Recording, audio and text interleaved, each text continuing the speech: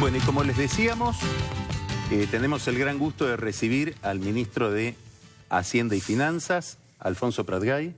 Alfonso, gran gusto de tenerte aquí. Igualmente, gracias por invitarme. Después de 10, 12 días intensísimos. Muy intensos, sí. A ver, contá un poco.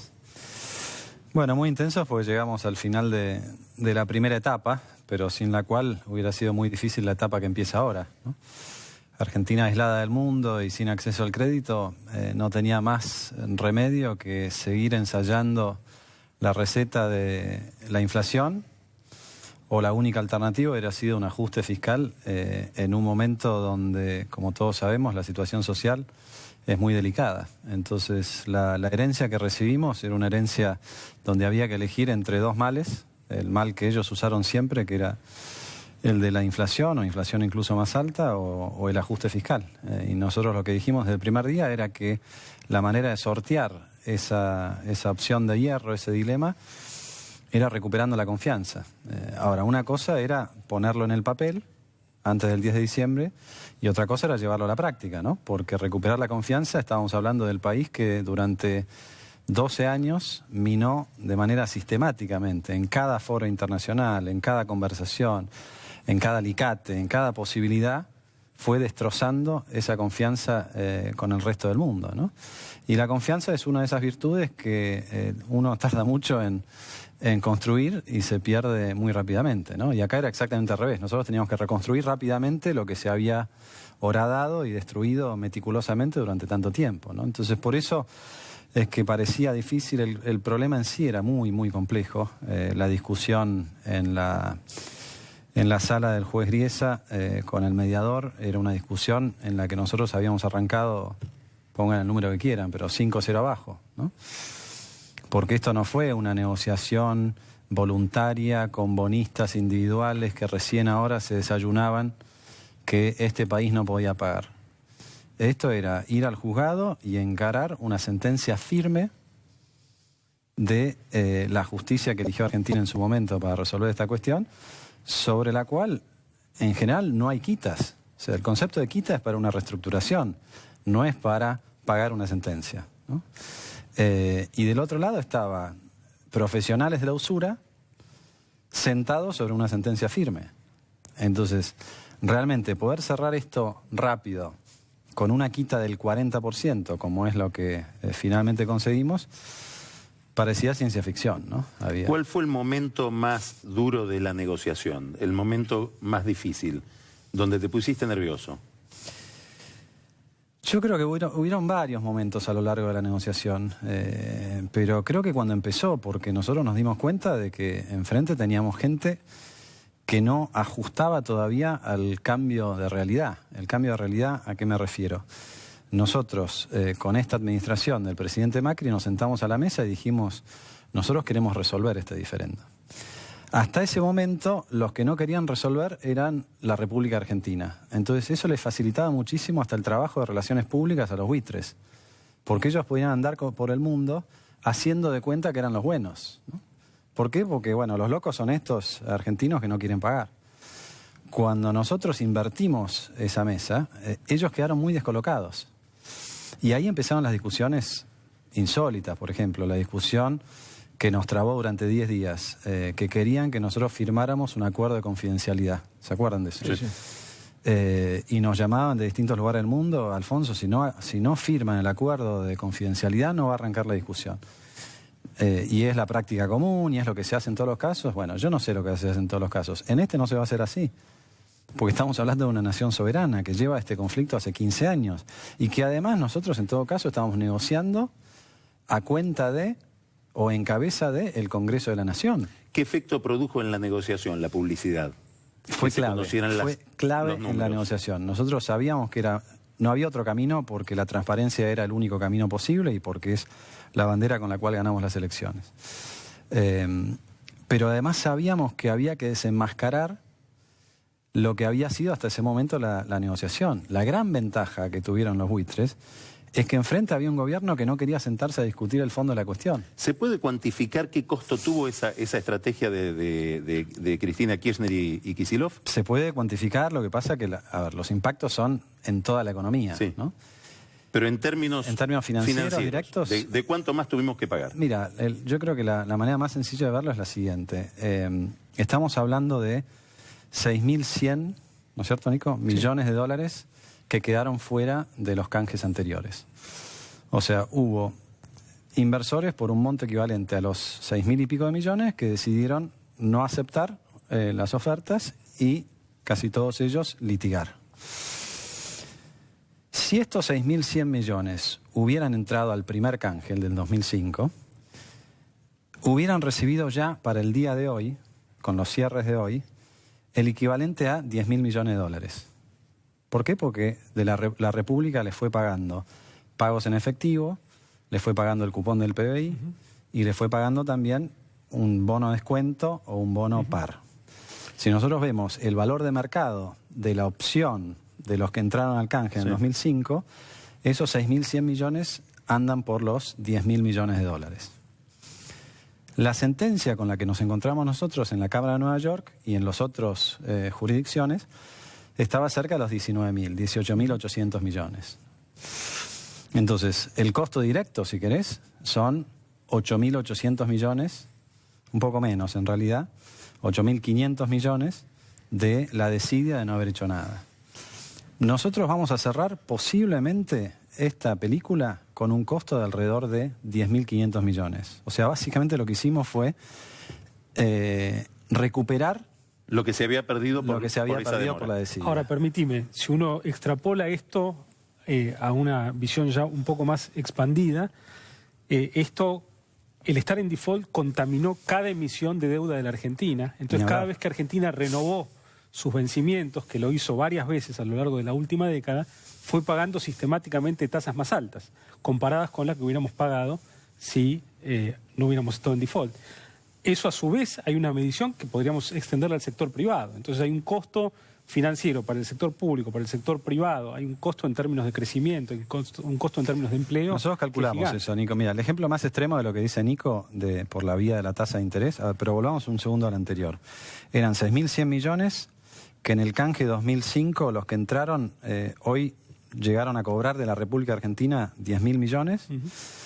La sentencia era casi 19.000 y nosotros llevamos todo de vuelta al punto de partida. Le ahorramos al Estado Nacional 8.000 millones. Ese es un costo directo. Los otros son los que plantea Nico. La manera más clara de ver el costo financiero para la República, yo esto lo he explicado en estos días, había un momento donde el único que le prestaba a Argentina era Chávez a tasas del 15% anual. Nosotros salimos ahora al mercado y nos ofrecieron casi 70.000 millones de dólares al 7% anual y con ahorros de todos lados del mundo. 65% de Estados Unidos, 25% de Europa, 5% de Asia, 5% de América Latina. Entonces, antes tenías un solo financista que era Chávez y te cobraba el doble de la tasa que hoy están dispuestos a prestarnos en todo el mundo. Y en la economía real, que al final del día es lo que verdaderamente nos importa, nosotros hicimos un cálculo teniendo en cuenta el estar desconectado de esta posibilidad de refinanciar. Ustedes saben que durante muchos años Argentina se autocongratulaba porque el banco le rompió la tarjeta de crédito, entonces había que pagar en efectivo y eso lo llamaban desendeudamiento, ¿no?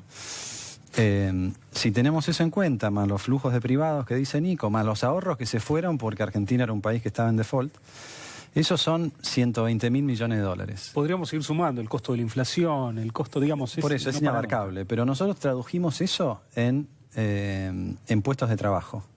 Y el número que nos da con supuestos conservadores es que esta fiesta de patria buitres y esta cuestión del gobierno anterior le costó a Argentina 2 millones de empleos.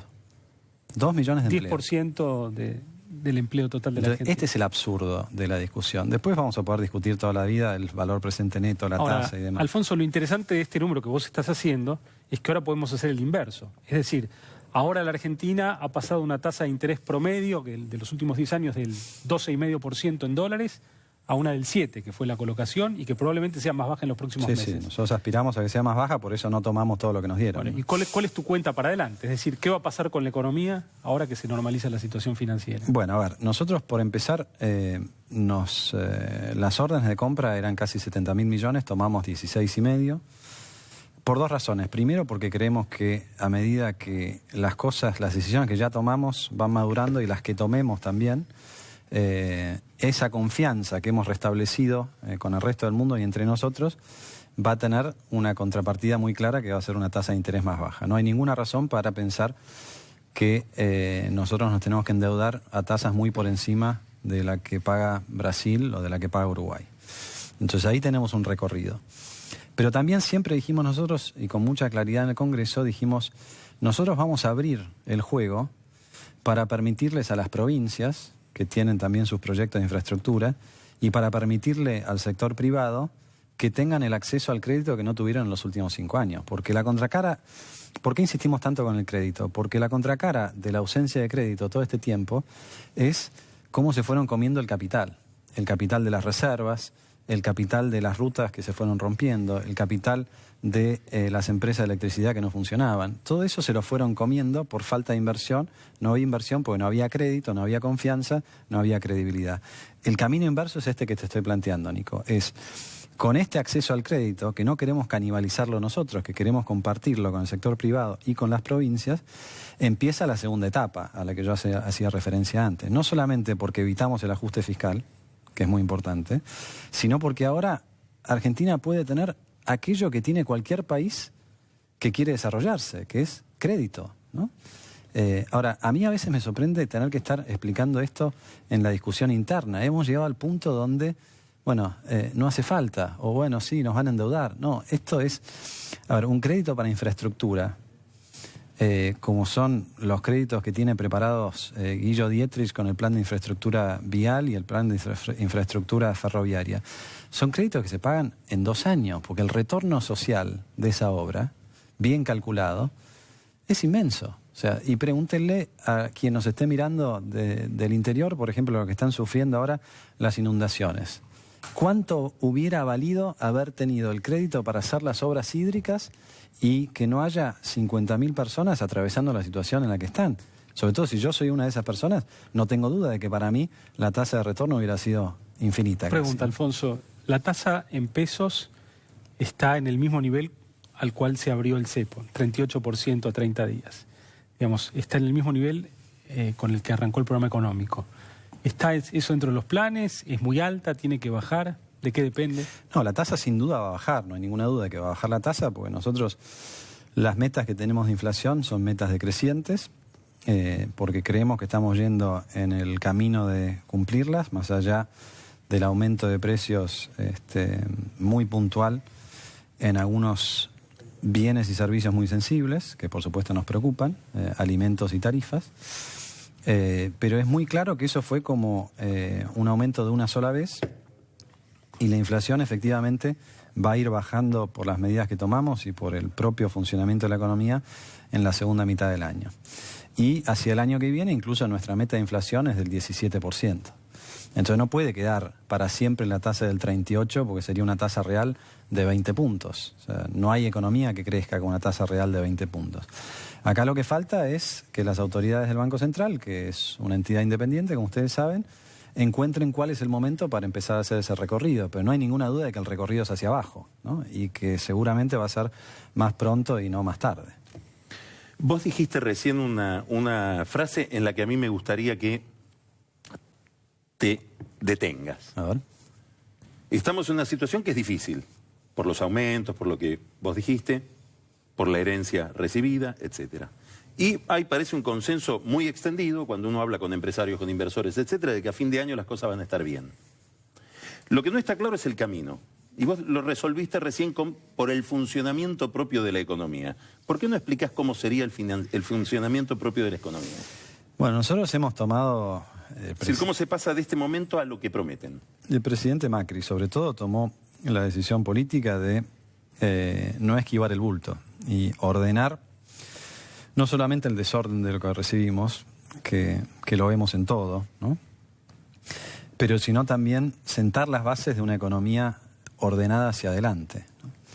Era inimaginable pensar que Argentina podía crecer con todos los cepos que existían antes, no solamente el cepo cambiario, ¿no? El cepo a las exportaciones, el cepo a las importaciones. Muchas de estas medidas que nosotros tomamos sabemos que son políticamente son las más dolorosas porque tienen un costo inmediato y un beneficio que se va a ir dando a lo largo del tiempo. Las dos son indiscutibles. Sabemos que está el costo, pero también estamos convencidos de que, a ver, si vos eliminás las retenciones a las exportaciones, eliminás la prohibición o eliminás el permiso que hay que tener para poder exportar o para poder importar, todas las regulaciones que ustedes conocen, además de la extorsión y el apriete que había antes. Es obvio que eso va a generar un aumento notable en la productividad y en la producción. Hoy no hace falta irse muy lejos para hablar con los chacareros y darse cuenta que la campaña agrícola el año que viene va a ser 20-30% superior a esta. No llegaron a tiempo nuestras medidas para esta campaña, ¿comprendés? Entonces, esto que se ve con mucha claridad en la biología, si querés, del sector agropecuario, que tiene su propio ciclo vital, más largo en el caso de la ganadería, más corto en el caso de la agricultura, se puede aplicar al resto de la economía, porque para el resto de la economía el ciclo vital está en la cabeza del emprendedor, ¿no? Entonces la cabeza del emprendedor ve que ahora, bueno, tiene herramientas que antes no tenía, pero no está muy seguro de cómo usarlas, ¿no? A nosotros nos pasa cuando nos reunimos con empresarios, ¿no? Ahora un poco menos porque ya se acostumbraron, pero al principio era, bueno, ¿en qué momento empiezan a cagarnos a pedos? Realmente así lo decían, así que lo puedo decir. Estamos ya pasados del horario de protección al menor. O sea, este es un poco lo que hay que entender también. La inercia de lo anterior te sigue acompañando durante un tiempo. Por más que nosotros hicimos un corte importante en algunas dimensiones que podíamos, en otras vamos con la estrategia gradual. Cuando digo el funcionamiento de la economía, en realidad estoy pensando en eso. Estoy pensando en que el emprendedor, pequeño, mediano y grande, se convenza de que efectivamente este es un ciclo nuevo y de que están dadas las condiciones. El otro día el presidente le pidió a los empresarios que se comprometan más con este proceso. ¿Qué pensás que es lo que los inhibe? ¿Hay cuestiones impositivas? Mira, yo te digo, la primera reflexión es, vos me preguntabas de los últimos 12 días, Sí. Yo estuve de esos 12 días, bueno, un poco más, de las últimas 2 semanas, 10 días estuve afuera acompañando el roadshow y teniendo reuniones con organismos internacionales y demás. La pregunta que inexorablemente salía en cada encuentro era ¿qué están haciendo los empresarios locales? Había euforia afuera, pero la única duda que les queda es quieren ver primero al local antes de lanzarse ellos con toda la contundencia. Ese quiebre es la única barrera que nos falta para despegar, realmente. Y voy entonces a tu pregunta. ¿Qué es lo que necesita el empresario local? Me parece que es una pregunta para hacérsela al empresario local. Creo que hay empresarios que están acostumbrados al régimen anterior, que algunos incluso que toda la vida estuvieron acostumbrados a que el gobierno les decía lo que tenía que hacer y cómo tenía que hacerlo. Nosotros hemos cambiado la lógica. Nosotros vamos, una vez que marcamos la cancha, ¿no? Y pusimos los banderines y las líneas y pusimos un árbitro y demás, el árbitro tiene el reglamento y tiene todo para... Pero el árbitro lo que no puede hacer el árbitro es agarrar la pelota y meterla dentro del arco, ¿no? Entonces, está faltando eso, que los empresarios se animen a salir a la cancha. Pero yo creo que el hito que había que atravesar, lo atravesamos en estos días, que es el default, ¿no? El default te contaminaba todo, absolutamente todo. Por ejemplo, Club de París. Ustedes saben que el gobierno anterior hizo un esfuerzo, más bien nos dejó a nosotros la posta de un pésimo acuerdo con el Club de París, que nos cuesta 2.000 millones de dólares por año que hay que pagar, que son en total 10.000 millones de dólares con punitorios, todo metido adentro. Bueno, no viene al caso refregar esa situación. Se hizo el acuerdo con el Club de París y hoy, incluso al día de hoy, bueno, ahora cambió con lo del default, ¿no? Pero hasta hace una semana, técnicamente el Club de París estaba imposibilitado de financiar proyectos de inversión en Argentina. ¿Por qué? Porque las agencias crediticias nos ponían, las del Club de París, la peor nota posible. O sea, el Club de París, pagamos y no sirvió de nada. De nada. No sirvió de nada. Pagamos de más y no sirvió de nada. Y la excusa que te ponían, bueno, no, pero francamente, si ustedes están en default, ya no hay más excusa. Y esto yo creo que lo que vale para algunos de afuera, como estas agencias de crédito, vale también para los empresarios locales. Yo creo que se han dado cuenta de que esto venía en serio, ¿no? Alfonso, una cortita. En tu ministerio, bueno, ustedes son los que tienen que pensar la agenda para adelante en materia impositiva, tributaria. ¿Estás pensando en alguna reforma integral tributaria para más adelante y a dónde apuntarías? Sí, estamos pensando en una reforma integral. Nosotros creemos que en Argentina hay muchos impuestos que se cobran mal y que en general son bastante regresivos. Lo que pasa es que la reforma no puede venir en un momento donde estamos tratando de ordenar las cuentas fiscales, ¿no? Entonces, sí, esa es una discusión que tenemos. De hecho, estamos por presentar un proyecto de ley de ganancias para sumar a la discusión. Ahora, a partir del año que viene, empezamos a mover la escala de ganancias, que es lo que falta. Nosotros hicimos lo que prometimos en la campaña, que era subir el mínimo no imponible. Lo que queda hacer ahora, gradualmente, es un corrimiento de las escalas. Pero después sí, hay tantas cosas para discutir. Ustedes saben que hoy el presidente anunció, esto es más temporario, pero hace al momento económico, el plan de empleo joven, ¿no? Eso implica algunos beneficios fiscales para pymes, más para las que están en la región del Plan Belgrano, pero para pymes en todo el país, para que tomen empleados jóvenes. Hay discusiones de todo tipo, pero me parece que eso viene más para el año que viene que para este, ¿no? Bueno. Alfonso, muchísimas gracias. Muchas gracias. Gracias a ustedes. Muy claro todo. Me quedé sin el momento whisky, pero bueno, otro día me la invitarán. próxima venís al whisky. Perfecto. Gracias. Ya volvemos con Nico y seguimos con la economía entonces. Ya volvemos.